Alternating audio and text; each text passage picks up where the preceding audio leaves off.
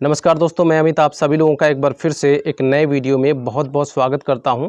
दोस्तों, आज के इस वीडियो में हम लोग जीके और जीएस के अति महत्वपूर्ण प्रश्नों को इस वीडियो में शामिल किया है। सो इस वीडियो को आप लोग पूरा जरूर देखिएगा। अगर आपको नौकरी चाहिए, नौकरी लेना है तो वीडियो को देखना है, ठीक है। तो और उसके साथ साथ आपको क्या करना है, इन प्रश्नों का आप नोट बनाते जाइएगा। नोट्स ज़रूरी है, बहुत ज़रूरी है। अगर आपको रिवीजन करना है तो क्या करेंगे, आप वीडियो में कहाँ तक ढूंढते रहेंगे भाई, ठीक है। तो नोट्स होता है तो आपको आसानी से चीज़ें मिल जाती हैं और रिवीजन करने के वक्त आपको बहुत ही सहूलियत मिलती है, ठीक है। और एग्ज़ाम के समय में भी, एग्ज़ाम के जैसे जैसे एग्ज़ाम नज़दीक आता है, आपको पीडीएफ कहाँ तक ढूंढते रहेंगे ऐप में, कौन से प्रश्न का उत्तर कहाँ पर है, कौन सा प्रश्न, अगर किसी प्रश्न को मुझे बाय द वे ढूंढना है तो मैं कहाँ ढूंढूंगा, ठीक है। ऐप में तो ढूंढते रह जाएंगे, ठीक है। उसके अलावा हम पीडीएफ में ढूंढते रह जाएंगे, ठीक है। तो नोट्स बहुत ज़रूरी है, याद करने के लिए भी, रिवीजन करने के लिए भी और पढ़ने के लिए भी, ठीक है। तो आप लोग इन चीज़ों का बहुत ध्यान रखिएगा। चलिए शुरू करते हैं आज के इस प्रश्न को और देखते हैं। भारतीय राष्ट्रीय कांग्रेस की पहली बैठक किसके नेतृत्व में 1885 ईस्वी में बॉम्बे में आयोजित की गई थी? तो किसके लीडरशिप में भारतीय राष्ट्रीय कांग्रेस की पहली बैठक की गई थी? पहली बैठक कब की गई थी? तो 1885 ईस्वी में बॉम्बे में की गई थी। ओके, तो कौन थे वो लीडर जिनके लीडरशिप में ये हुआ था, ये इतनी बड़ी घटना हुई थी? घटना क्या कहेंगे कि ये मतलब बहुत ही अच्छी चीज़ थी, ठीक है। तो बताइए क्या होगा इसका राइट आंसर, फटाफट करके बताइए। चलिए मैं बता देता हूँ, इसका राइट आंसर है व्योमेश चंद्र बनर्जी, ठीक है। चलिए अगला प्रश्न देखते हैं। अगला प्रश्न है, निम्न में से कौन सा रोग आनुवांशिक नहीं है? ये सारे रोग हैं और इनमें से आपको बताना है कि कौन सा रोग जो है इसमें आनुवांशिक नहीं है। आनुवांशिक का मतलब क्या होता है कि जो एक पीढ़ी से दूसरी पीढ़ी में ट्रांसफ़र होता रहता है, ठीक है। तो इनमें से कौन सा वो रोग है जो ट्रांसफ़र नहीं होता है एक पीढ़ी से अगली पीढ़ी में?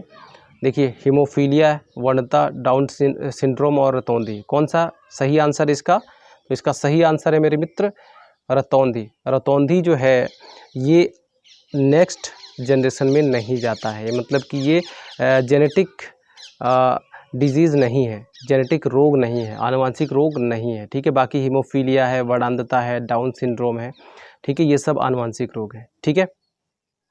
चलिए अगले प्रश्न की तरफ बढ़ते हैं। अगला प्रश्न है, निम्नलिखित में से किस चार्टर अधिनियम ने भारत में ईस्ट इंडिया कंपनी के वाणिज्यिक एकाधिकार को समाप्त कर दिया था? ठीक है, तो एक चार्टर आया था, चार्टर अधिनियम आया था, उसमें ईस्ट इंडिया कंपनी के वाणिज्यिक एकाधिकार को समाप्त कर दिया गया था, बशर्ते कि किसको? चाइना के साथ में जो चाय का जो व्यापार था उसको छोड़ के। चलिए बताइए इनमें से कौन सा होगा सही, फटाफट करके बताइए। और इसका राइट आंसर क्या होगा? तो इसका राइट आंसर है दोस्तों ऑप्शन नंबर 3, चार्टर अधिनियम, ठीक है। क्या है? चार्टर अधिनियम 1831 ईस्वी, 1813 ईस्वी, ठीक है। चलिए अगले प्रश्न की तरफ बढ़ते हैं। अगला प्रश्न है, निम्न इनमें से कौन सा विकल्प असत्य है? इनमें से कौन सा विकल्प असत्य है? आपको बताना है कि इनमें से कौन सा विकल्प जो है सही नहीं है। तो यहाँ पे फुल फॉर्म दिए हुए हैं, तो यहाँ पे फुल फॉर्म दिए हुए हैं वाईफाई, लैन, एमआरआई और एलसीडी। तो वाईफाई का क्या होता है? Wireless Fidelity. लैन का क्या होता है? Local area network. एमआरआई का क्या होता है? मैग्नेटिक रेजोनेंस इमेजिंग, ठीक है। तो चौथा जो है एलसीडी है। एलसीडी का क्या होता है फुल फॉर्म? तो लाइट क्रिस्टल डिस्प्ले होता है क्या? सही बताइए। नहीं, एलसीडी का जो फुल फॉर्म है वो है आपका लिक्विड क्रिस्टल डिस्प्ले, ठीक है। तो यहाँ पर जो सही असत्य विकल्प है वो ये है, ठीक है, एलसीडी। एलसीडी का full form light crystal display होता ही नहीं है, ठीक है। चलिए अगले प्रश्न की तरफ बढ़ते हैं। अगला प्रश्न है, निम्नलिखित में से कौन सा लंदन में द्वितीय गोलमेज सम्मेलन का आयोजन स्थल था?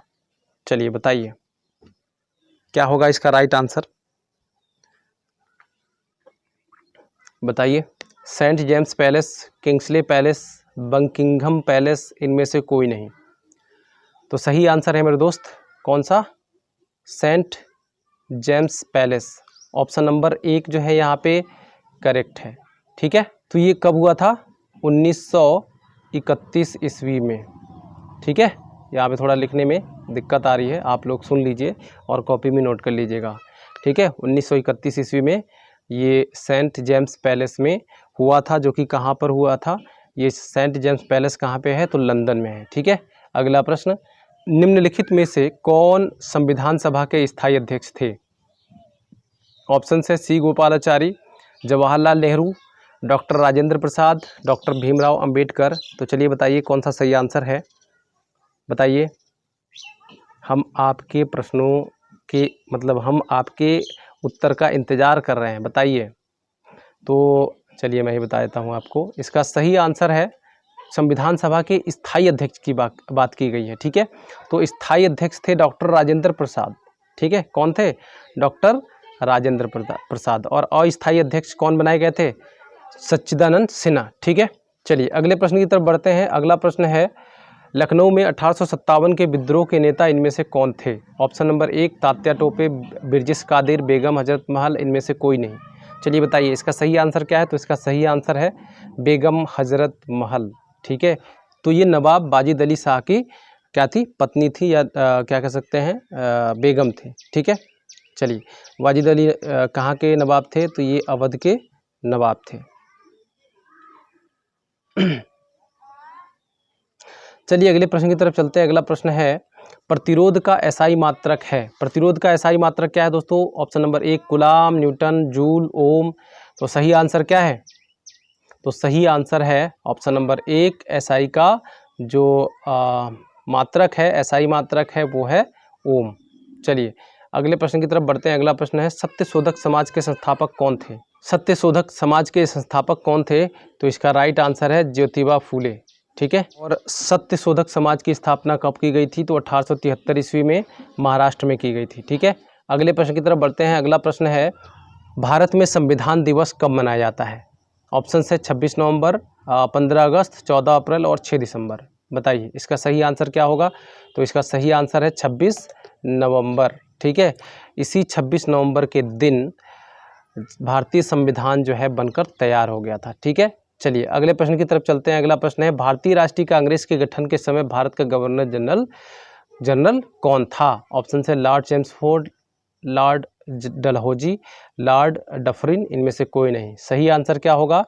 तो ऑप्शन नंबर 3 होगा, लॉर्ड डफरिन। ठीक है। अगले प्रश्न की तरफ बढ़ते हैं। भारत का सर्वोच्च कानून किसे माना जाता है? जनतंत्र को माना जाता है, धर्मनिरपेक्षता को माना जाता है, अम्बेडकर की शिक्षाएं, या भारतीय संविधान? तो भारत की जो सर्वोच्च कानून है उसे हम क्या कहते हैं? भारतीय संविधान कहते हैं। ठीक है। मतलब ये सबसे सर्वोपरि है। अगले प्रश्न की तरफ बढ़ते हैं। दक्षिण अफ्रीका से लौटने के बाद निम्नलिखित में से कौन सा महात्मा गांधी जी का सत्याग्रह था? ऑप्शन है चौरा चौरी, चंपारण, बरदोली और डांडी। बताइए सही आंसर क्या होगा? तो इसका सही आंसर है चंपारण। ऑप्शन नंबर 2 जो है यहाँ पे बिल्कुल सही है। अगले प्रश्न की तरफ बढ़ते हैं। अगला प्रश्न है, भारतीय संविधान की मसौदा समिति के अध्यक्ष कौन थे? बताइए इसका सही आंसर जल्दी जल्दी करके बताइए, अंधेरा होता जा रहा है। ऑप्शन है डॉक्टर राजेंद्र प्रसाद, वल्लभ भाई पटेल, डॉक्टर BR अम्बेडकर, पंडित जवाहरलाल नेहरू। बताइए सही आंसर क्या है? तो doctor BR Ambedkar, doctor Bhimrao Ambedkar भारतीय संविधान के मसौदे समिति के अध्यक्ष थे। ठीक है। चलिए अगले प्रश्न की तरफ बढ़ते हैं। अगला प्रश्न है, संविधान सभा के प्रथम अध्यक्ष कौन थे? डॉक्टर राजेंद्र प्रसाद, सच्चिदानंद सिन्हा, डॉक्टर भीमराव अम्बेडकर, पंडित जवाहरलाल नेहरू। सही बताइए इसका सही आंसर क्या है? जल्दी जल्दी बताइए इसका सही आंसर। संविधान सभा के प्रथम अध्यक्ष कौन थे? तो प्रथम अध्यक्ष की अगर हम बात करें तो प्रथम अध्यक्ष थे सच्चिदानंद सिन्हा। ठीक है। ये उस संविधान सभा में सबसे बुजुर्ग इंसान थे और इसीलिए इनको सबसे पहले अध्यक्ष बनाया गया था प्रथम बैठक में। ठीक है। अस्थायी अध्यक्ष थे ये। कभी अस्थायी अध्यक्ष को भी पूछ लिया जाता है तो वहाँ पे भी इनका नाम सही होगा। ठीक है। सच्चिदानंद सिन्हा। और स्थायी कौन थे? डॉक्टर राजेंद्र प्रसाद। अगले प्रश्न की तरफ बढ़ते हैं। भारत के लिए सबसे पहले संविधान सभा का विचार किसने दिया? CG Roy, Pandit Jawaharlal Nehru, doctor Bhimrao Ambedkar, MN Roy. सही आंसर बताइए फटाफट करके। इसका सही आंसर क्या है? तो इसका सही आंसर है, बताइए सही आंसर है MN रॉय। Option number 4। ठीक है। संविधान सभा का विचार किसने दिया था? तो MN रॉय ने दिया था। अगले प्रश्न की तरफ चलते हैं। भारत के अंतिम वायसराय कौन थे? Richard Wellesley, Lord Northbrook, Warren Hasting, Lord Mountbatten. चलिए बताइए इसका सही आंसर क्या होगा, जल्दी जल्दी करके बताइए। चलिए बताइए इसका सही आंसर क्या होगा। तो इसका सही आंसर है लॉर्ड माउंटबेटन। ठीक है, अगले प्रश्न की तरफ बढ़ते हैं। अगला प्रश्न, भारतीय संविधान सभा की प्रथम बैठक की अध्यक्षता किसने की थी? तो डॉक्टर BR अम्बेडकर या सच्चिदानंद सिन्हा या डॉक्टर राजेंद्र प्रसाद या इनमें से कोई नहीं। बताइए सही आंसर क्या होगा। तो सही आंसर आपको मैंने पहले ही बता दिया है, डॉक्टर सच्चिदानंद सिन्हा सबसे पहले ये प्रथम बैठक में अध्यक्ष बनाए गए थे और अस्थायी अध्यक्ष बनाए गए थे। सबसे बुजुर्ग इंसान सच्चिदानंद सिन्हा थे, इसलिए इनको क्या बनाया था, अध्यक्ष वहाँ पे बना दिया गया था। ठीक है, उसके बाद स्थायी अध्यक्ष किसको बनाया गया था, डॉक्टर राजेंद्र प्रसाद जी को बनाया था। ठीक है, अगले प्रश्न, भारत में किसने विकेंद्रीकरण की प्रक्रिया शुरू की थी? लॉर्ड रिपन ने, लॉर्ड मिंटो या लॉर्ड मायो या लॉर्ड कर्जन। ठीक है, सही आंसर आपके सामने ऑप्शन नंबर 3 लॉर्ड मायो ने। ठीक है, चलिए आज के इस वीडियो में बस इतना ही। मिलते हैं अगले वीडियो में, तब तक के लिए जय हिंद।